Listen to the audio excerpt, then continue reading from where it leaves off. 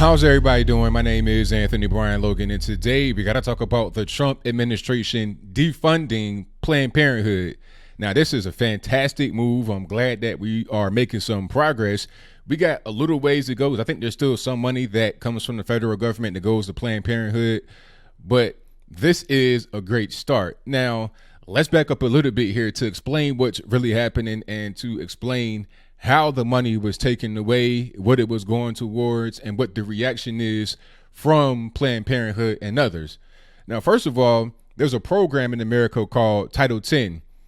This program allows for federal funds to be used to subsidize, quote unquote, family planning services. Now, these services do not include abortion, but we'll get to that in a moment.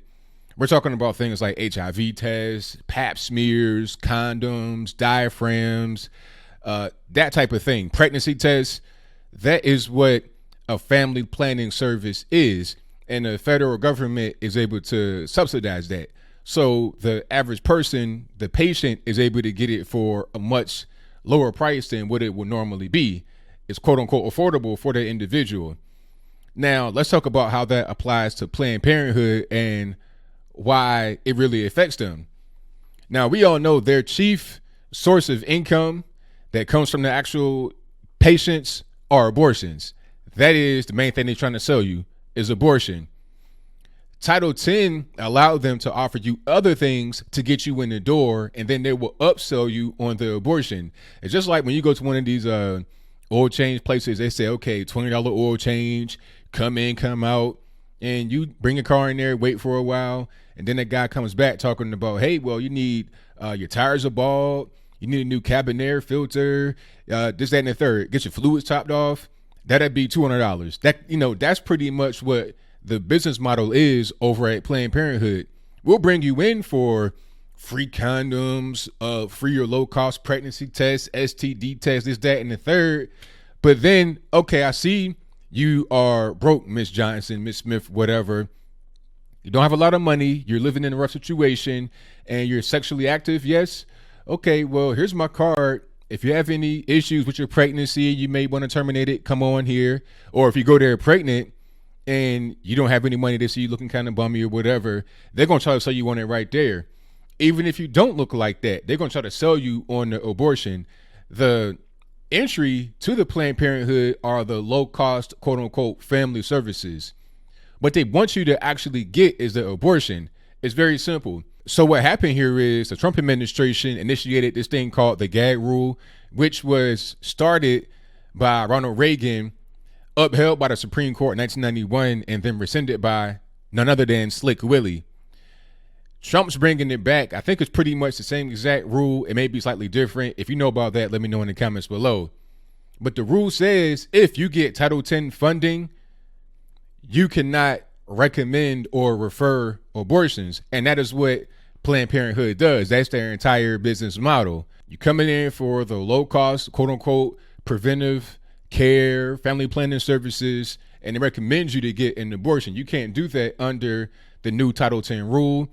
So Planned Parenthood has been effectively forced out. They decided to leave because they didn't want to comply with that. Okay. They'll lose 60 million, but their business model will still remain. All right. So they're still going to be able to have the preventive care or whatever and their abortions, but they can't get funding from the government that comes from Title X.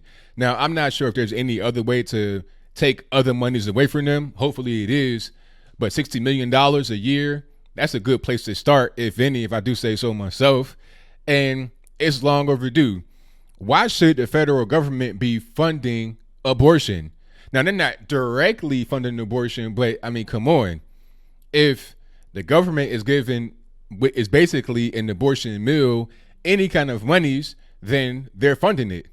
They're funding the entire operation, not necessarily the abortion specifically. So don't get that confused, but they're funding the whole operation.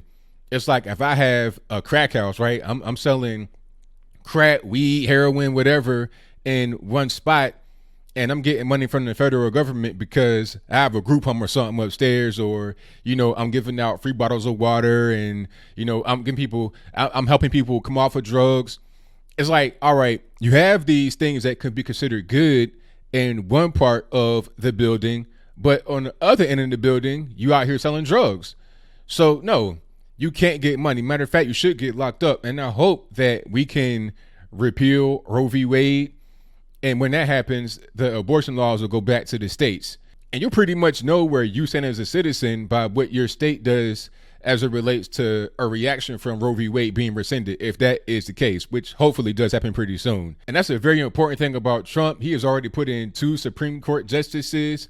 And remember, I said that Ronald Reagan had the gag rule amendment or rule change to Title 10 back in his administration, and then it was upheld by the Supreme Court in 1991. I'm not sure how Slick Willie was able to overturn a Supreme Court decision, but for now, I digress. My point is that the Supreme Court will be very important in this fight. If we're trying to get Roe v. Wade repealed and have abortion be outlawed except for states where it's legal, then that's a very important thing. If you were to have Hillary Clinton in there or any other crazy leftist or rhino, this wouldn't be even possible to think of right now.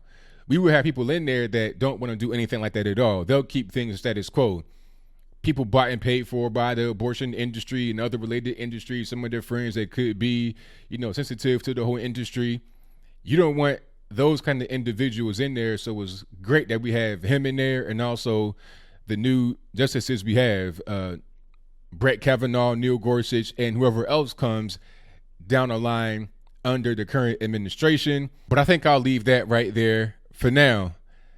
And what say you? Do you think it's a great thing that Donald Trump and the administration have defunded Planned Parenthood through the Title 10 program rule change? If that's your viewpoint, let me know why in the comments below. Or it's not a good thing. Are you a quote unquote pro-choice person? Do you think that killing off innocent babies in the womb is a good thing? Do you consider a baby in the womb as a baby? At what point does a baby become a baby? I mean, we're talking about people saying things like fetuses and clump of cells. At what point does a baby become a baby? We got to be able to answer that, and we got to be able to answer it specifically.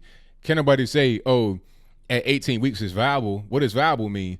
It's still a human being. At the end of the day, is it human or is it not human? That's what I want to know. And we're advancing every day with medicine, getting to the point where we're able to create, we're cloning animals. I mean, come on. Life begins at conception, and if you are in the business of ending that life for profit, then you shouldn't be getting funded by the federal government, and quite frankly, it should be totally illegal. But whatever your comments are, please let me know in the comments below.